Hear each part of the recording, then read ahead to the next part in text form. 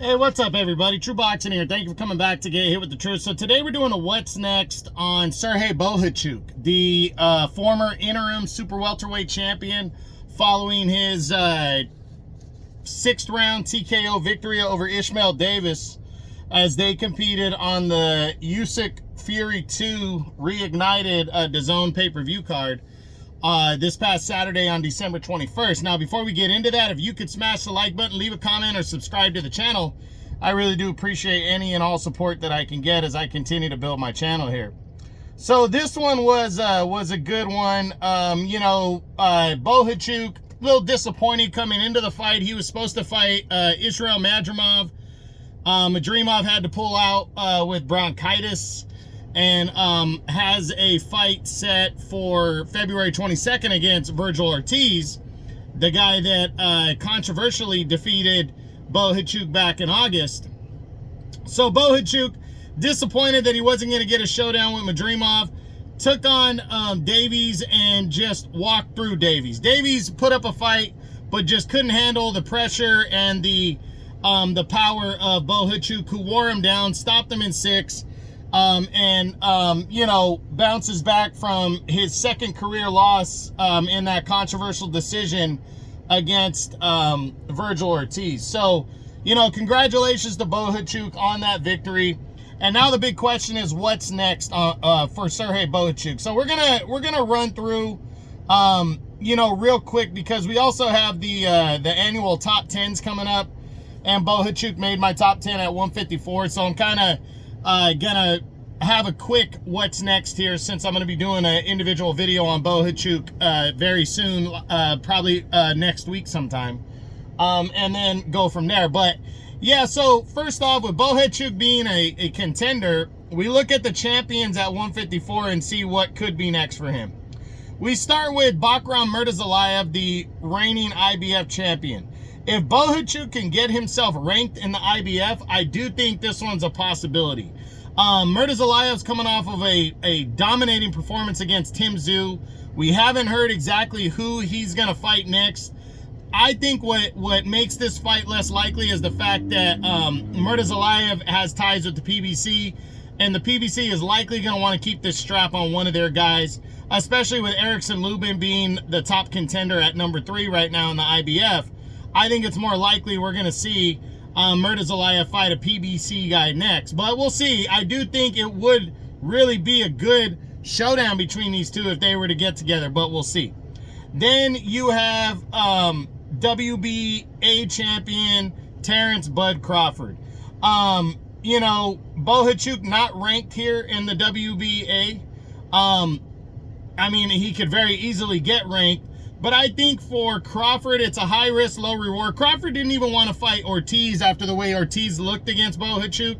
So I don't think he'd want to take the risk and fight a guy who doesn't have a big name like Bohachuk. So I'm going to say no to this one. Crawford's really looking for big fights, like the showdown with what's his name?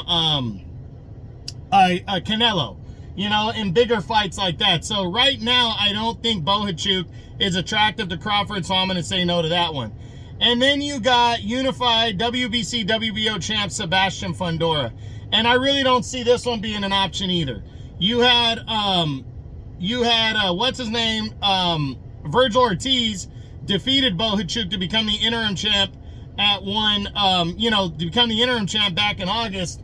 And now Bohachuk basically has to get in line in the WBC. He is the most highest rated contender outside of number 1 in interim, so he's gonna wait around. But I don't see Fundora being an option, especially with Bohachuk not even ranked in the WBO and Crawford already being the interim champion there. I just don't see Bohachuk competing for really any of the world titles next. I think Murtazalayev would be the best chance, and I think the PBC would not let that one happen. So we'll see. I think best bet is probably going to be another opponent in the WBC, another highly ranked guy there. We know Errol Spence, the number 1 contender, is fighting Sebastian Fundora most likely next for the title. Then you got Madrimov is fighting interim champion Vergil Ortiz next. He's number 3. You got Xander Zayas. Xander Zayas is the WBO's #1 ranked contender. I think he's going to push more for that over anything. So I don't see this one being a possibility. Then you got Charles Conwell. Conwell's an undefeated fighter trying to make a name for himself. I think this one makes a lot of sense for Bohachuk, and I think it's a fight that he should really push for. Then you got Jesus Ramos. Not likely because he is a PBC guy. Ramos is already coming back against Jason Rosario on February 1st. Timeline-wise, and then I just don't think they're going to want the PBC is going to want to make this fight happen. You got Callum Walsh sitting there. He's on the rise. That could be a possibility. He's #7 in the WBC. Yoenis Tellez, another guy they're trying to get out there and showcase a little more. I think that one could be a possibility. Josh Kelly, potentially. But in all honesty, I really believe, I do think Takeshi Inoue could be a possibility as well. But I really like the Charles Conwell fight. I think that one makes a ton of sense. Or Callum Walsh or Yoenis Tellez. There are some no-names, Bakari Samaki at #9 in the WBC, Irmal Hadjibiej, and then Abbas Baru. But Abbas Baru is also highly ranked in the WBA.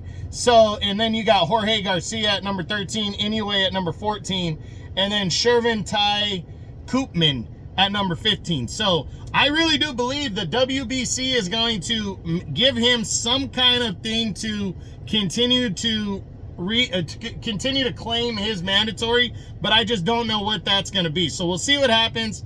But in terms of what I don't think a title shot's going to happen next, but I do think a showdown with somebody to, like I said, to continue to keep his mandatory, his WBC rating could be in the future for Serheii Bohachuk. We got to wait and see, but that's it. That's what I got. That's my what's next on former super welterweight interim champion and current contender Serheii Bohachuk following a dominant 6th-round TKO victory over Englishman Ishmael Davis on the Usyk Fury 2 reignited undercard. I hope you enjoyed the video. If you did, smash the like button, leave a comment, or subscribe to the channel. I appreciate any and all support. This is True Boxing. You've been hit with the truth.